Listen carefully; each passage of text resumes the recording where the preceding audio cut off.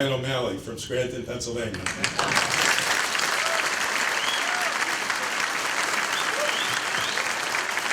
Thank you very much. God bless.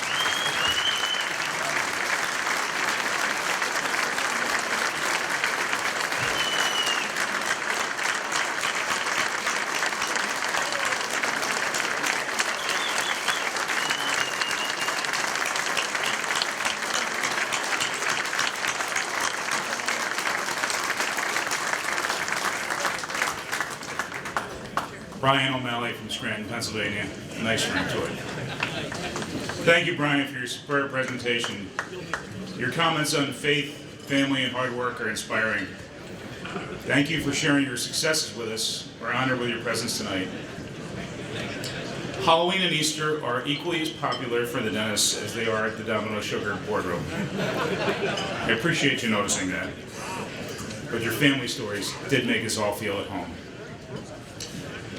I'd like to bring Chris back up. The next is our yearly transition of power. I'd like to welcome back our president for the moment he's been waiting for, the transfer of the medallion and the relief of the weight that it carries. Congratulations, Chris, on an excellent year. 3 awesome speakers.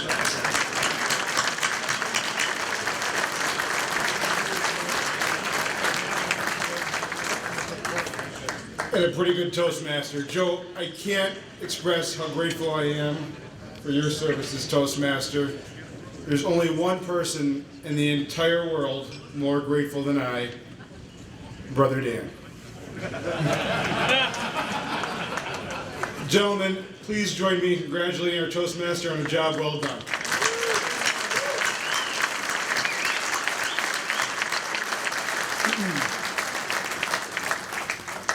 And as my last official duty as president, it's with great pride and no small relief that I now call our Vice President, Bobby Lynott, to the podium for our investiture of President.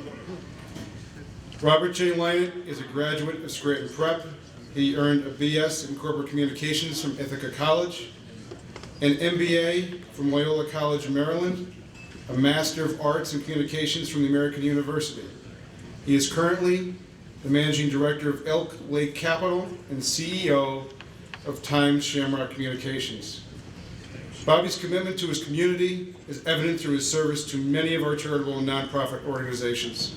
He resides in Scranton with his wife, the former Noelle Maloney, with their 5, yes that's 5 sons, Bo, Jack, Quinn, Mackie, and Thomas.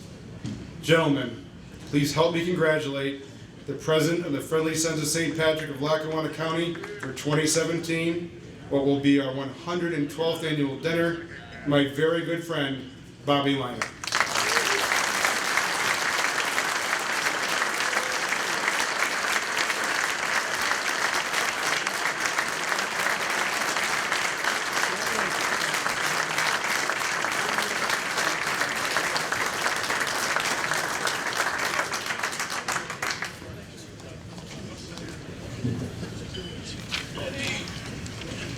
Thank you very much.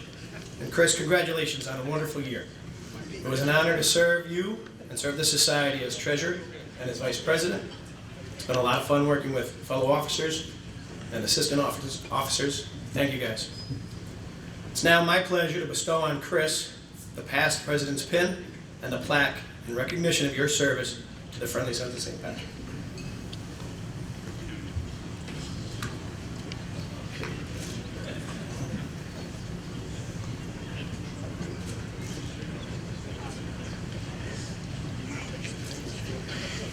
Feels great.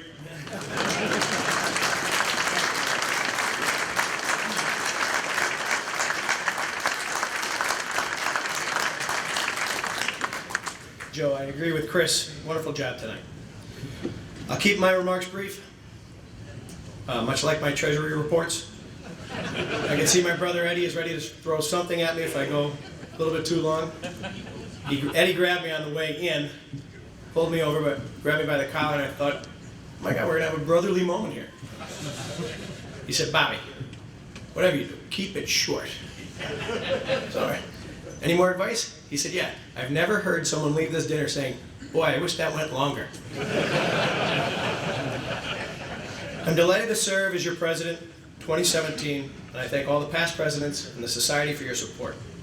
In particular, I need to thank my father, President in 1975, who started bringing myself, my brothers Eddie and Greg, to this dinner in the 1980s. It was in 1988 that I was a flag bearer for David Harding at my first dinner. I hope my dad will enjoy this year as much as I will. I've said this before, and I'll say it again. The Friendly Sons is a very proud yet humbled group, both protective yet welcoming. As treasurer, I've seen more new members join than I have, unfortunately, mourned the passing of some great members, some of them past presidents. We are still a growing society. There are not many left like us, and we cannot forget that. That says a lot about our society. That is what makes this privilege even more special for me. And I thank you for the honor to represent you in this upcoming year.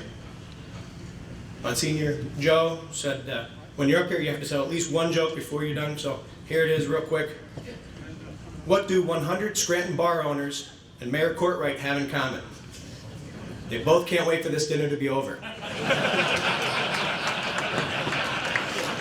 Mr. Mayor, you're going to get away without a scratch tonight. So please enjoy yourself tonight, get home safe, and have a happy St. Patrick's Day. And before I turn back to Joe Kelly, I'd like to once more thank Chris Kelly for a wonderful evening.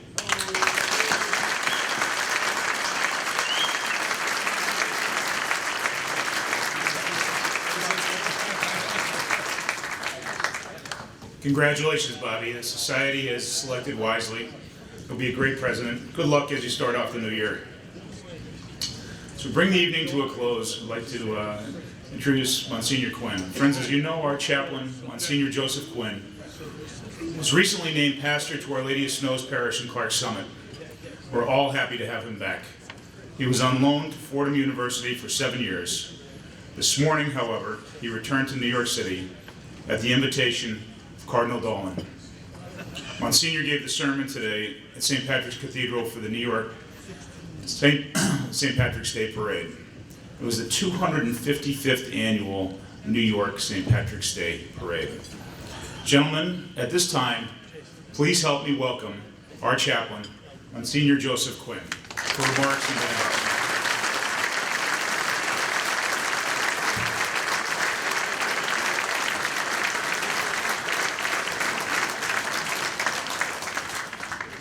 What a difference a year makes. When I look out and see how many of you are remaining, and that's great testimony to our speakers tonight and to our president and our Toastmasters, so we thank them for choosing speakers who have kept us here in our seats. But I also remember a year ago, we had the unusual experience of actually having, for the very first time in our 110-year history, a metal detector. Do you recall? The vice president here, everybody in the room had to go through a metal detector. I still can't get over the fact that everybody cleared it. With the exception of two. Representative Marty Flynn and Father Sika didn't get through last year.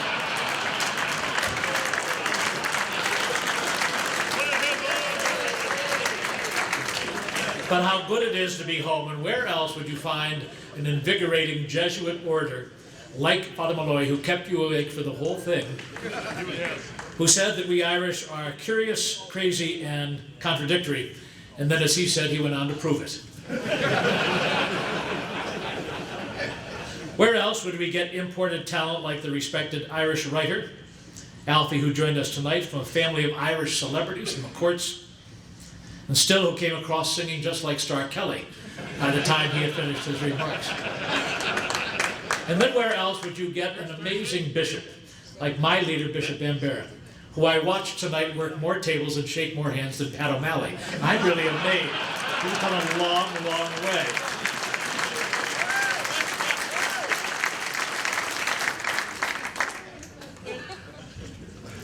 It is good to be home. Truly is, after 7 years of commuting to the Bronx, to that wonderful university, Fordham University. And this morning I had the chance to return, as Joe had pointed out, to a most extraordinary occasion. I mean, we think we're at it a long time, but imagine, it was their 255th annual parade day, Mass, in New York City. Phenomenal. I shouldn't say Parade Day Mass because that didn't happen till later, but parades since 1762. Phenomenal. The parade itself has witnessed 10 different archbishops, 18 different popes, has endured 44 presidents of the United States, all of them since they came into being before the Declaration of Independence was even signed, 52 governors of the state of New York, including Governor Cuomo, who is there today, and 109 mayors in New York City. In true Scranton fashion, I commended Mayor de Blasio for changing his name today to Mayor Oblasi. And I hope I made you proud as a Scrantonian standing in that elevated pulpit in the cathedral, in a jam-packed cathedral with more than 25 bishops, more than 50 priests, an extraordinary choir, more than 300 young men in uniform representing the fighting 69th Irish Regiment. Really an extraordinary gathering. And I told them that the very first time I had occasion to speak in New York was 7 years ago, when Father McShane asked if I'd offer opening remarks and an invocation at Fordham Law School's graduation. It was held in Radio City Music Hall.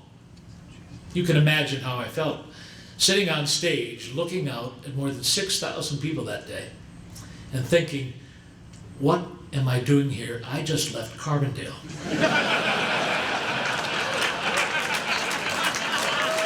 But I got up to give the remarks and was nervous, to say the least. And when I sat down, I'll never forget the encounter. Seated next to me was an extraordinary rabbi, right from Israel. He was scheduled to give the benediction because Fordham has a significant number of Jewish students in our law school. And as I sat down, he reached over and he patted me on the arm, and maybe I proved that I am a Scrantonian, Brian. He patted me on the arm and he said, "That was very nice. How long you been in the country?"